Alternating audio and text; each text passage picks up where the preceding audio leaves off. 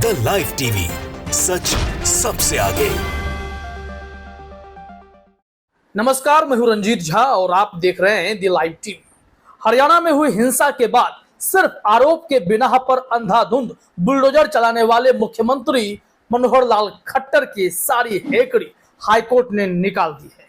जो मनमानी उनकी चल रही थी, हरियाणा सरकार जिस हिसाब से बेतरतीब तरीके से बुलडोजर चलाई जा रही थी, घरों पर करीब 700 से अधिक घरों को बुलडोजर का शिकार बना दिया गया। वैसे फैसले पर अब हाईकोर्ट का बड़ा निर्णय आया है। हाईकोर्ट ने इस मामले में स्वतः संज्ञान लेते हुए सुओ मोटो जारी करते हुए हरियाणा सरकार को ऐसा करने से रोक दिया है और उसके बाद प्रशासन ने अपने हाथ पांव मोड़ने शुरू किए हैं। हालांकि तब तक 750 घरों को तोड़ देना, उतने लोगों को बेघर कर देना, हरियाणा सरकार के इस मनमानी ने कई लोगों को रुला दिया है। कई मुसलमान परिवारों को टारगेट किया गया, उनकी दुकानें, उनका घर, सब कुछ तबाह कर दिया गया। आखिर ये बुलडोजर जनता पार्टी बन चुकी भारतीय जनता पार्टी का कैसा न्याय है? बुलडोजर नीति जिसकी सराहना कोई नहीं करता। सुप्रीम कोर्ट से लेकर तमाम हाई कोर्ट तक भारतीय जनता पार्टी के ऐसे फैसले की आलोचना कर चुका है। बावजूद इसके ये लोग सिर्फ आरोप के बिना पर किसी पूरे परिवार को ही तबाह करने पर उतारू हो जाते हैं, बुलडोजर लेकर कूद पड़ते हैं, तमाम घरों को जमींदोज करते फिरते हैं। यह कैसा न्याय है? आरोप के बिना पर किसी का घर तोड़ देना, ऐसे में तो आप कागज निकालकर अगर बैठ जाएं तो इतने गैर मजरूआ जमीन मिल जाएंगे जिस पर गरीबों के घर बने हुए, तो पूरे घर को तोड़ देंगे क्या? सरकार देगी पैसा क्या घर बनाने के लिए इन सबको?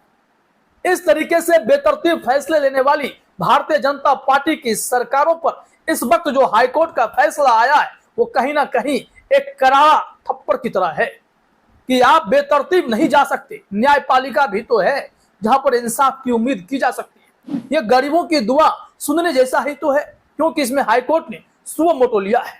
जरा देखिए अपने स्क्रीन पर एबीपी न्यूज ने क्या लिखा है।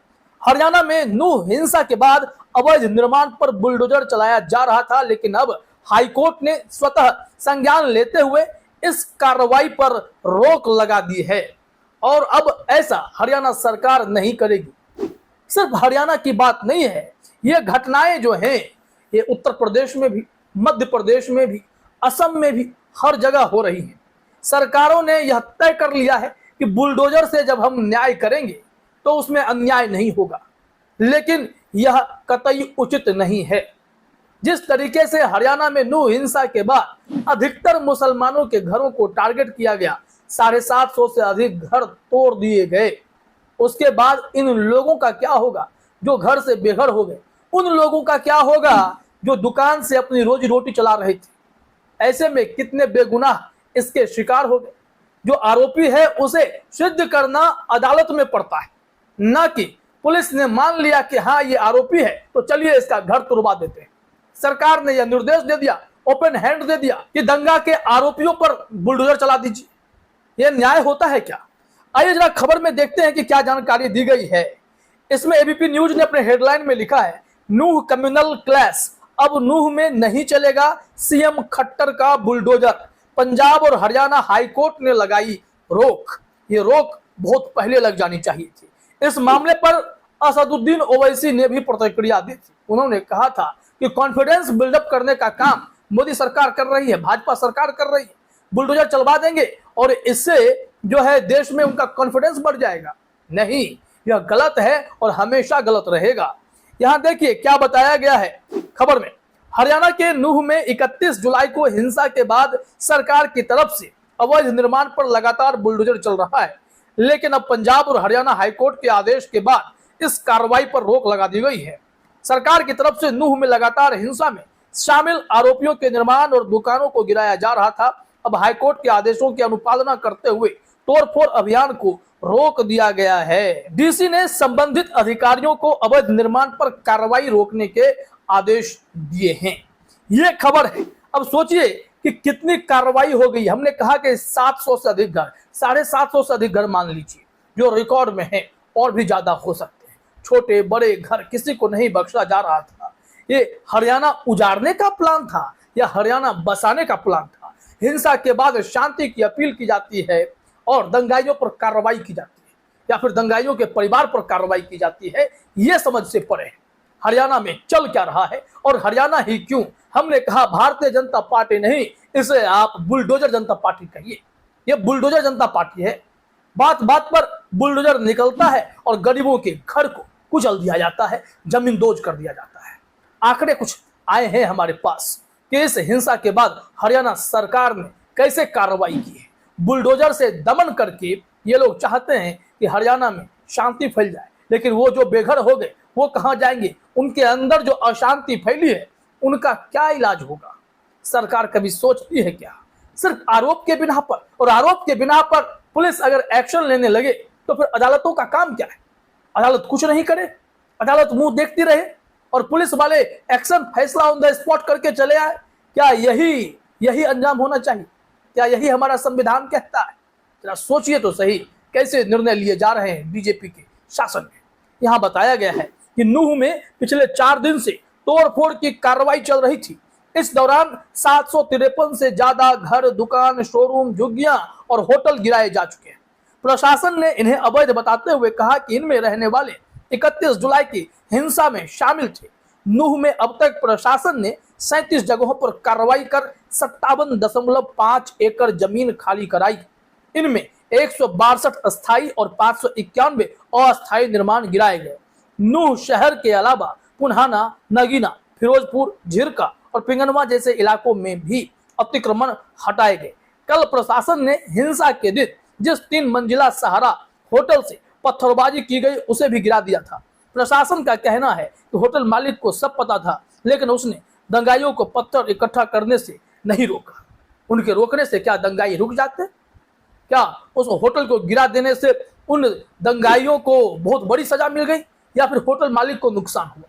अगर जमीन पर अवैध कब्जा है तो इसकी जवाबदेही सरकार की होनी चाहिए थी। जब वो निर्माण हो रहा था तब आप कहां सो रहे थे? उस वक्त क्यों नहीं रोकने आए? और जब घर बन गया, लोग बरसों से रहने लगे, लोग व्यापार बिजनेस करने लगे, तो आए घर गिराने के लिए।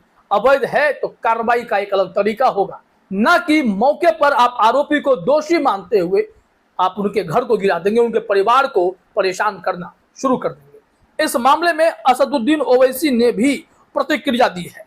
TV9 भारतवर्ष के मुताबिक असदुद्दीन ओवैसी ने कहा है, हेडलाइन देखिए अपने स्क्रीन पर, मुस्लिमों का घर तोड़कर कॉन्फिडेंस बिल्डिंग, खट्टर सरकार पर भर के असदुद्दीन ओवैसी। उन्होंने क्या कहा है जरा अपने स्क्रीन पर देखिए। असदुद्दीन ओवैसी ने रविवार को ट्वीट किया कि कॉन्फिडेंस बिल्डिंग का मतलब सिर्फ एक कम्युनिटी मुस्लिमों का घर, मेडिकल शॉप, बिल्डिंग को तोड़ना, वो भी किसी नियम कानून के बिना। खट्टर सरकार ने कानूनी अदालतों को हड़प लिया है। कॉन्फिडेंस सिर्फ उन्हीं लोगों को दिया जा रहा है जो बीजेपी और संघ के करीबी हैं। उनके इस मैसेज के बाद बताइए कि क्या यह समझ हरियाणा की सरकार को नहीं है? क्या उन्हें लगता है कि ऐसा कर देने से हिंदुओं का वोट बैंक उन्हें हासिल होगा? मुसलमानों को प्रताड़ित कर देने भर से क्या उन्हें हरियाणा की जनता वोट देकर फिर से सत्ता में काबिज कर देगी? ऐसा नहीं है। नूह की हिंसा ने गुरुग्राम, पलवल, फरीदाबाद जैसे क्षेत्रों को भी अपने लपेटे में ले लिया था। हिंसा फैलती गई, सरकार इस मामले में अनजान बनी रही, क्योंकि हिंसा होने से रोकी जा सकती थी, जैसा कि CID के इंस्पेक्टर ने जानकारी दी। हालांकि हरियाणा के गृह मंत्री अनिल विज का कहना है कि CID इंस्पेक्टर पता नहीं क्या बोल रहा है, हमें तो कोई जानकारी नहीं थी। क्यों नहीं थी? इनपुट इंटेलिजेंस एजेंसियां किस लिए होती? उन्हें जनता के पैसे से सैलरी क्यों मिलती? इसी काम के लिए कि हिंसा रोकी जा सके। लेकिन यहाँ देखिए, हरियाणा में जो भाजपा सरकार है वो दरअसल भारतीय जनता पार्टी की सरकार नहीं, ये बुलडोजर जनता पार्टी की सरकार है और अलग अलग राज्यों में जाकर बुलडोजर के सहारे गरीबों को परेशान कर रही है, उनके आशियाने को उजाड़ रही है, उनको बर्बाद करने पर तुली हुई है। ऐसे में हाईकोर्ट से यह आया हुआ फैसला कई गरीबों को तो राहत देगा, लेकिन खट्टर सरकार को, मनोहर लाल खट्टर को सोचने पर मजबूर करेगा कि आप जो कर रहे हैं यह न्यायोचित नहीं है, यह संविधानोचित नहीं है, यह सिर्फ मनमानी है। समझना पड़ेगा। फिलहाल इस वीडियो में इतना ही। आप सभी का हमसे जुड़ने के लिए बहुत बहुत धन्यवाद। द लाइव टीवी, सच सबसे आगे।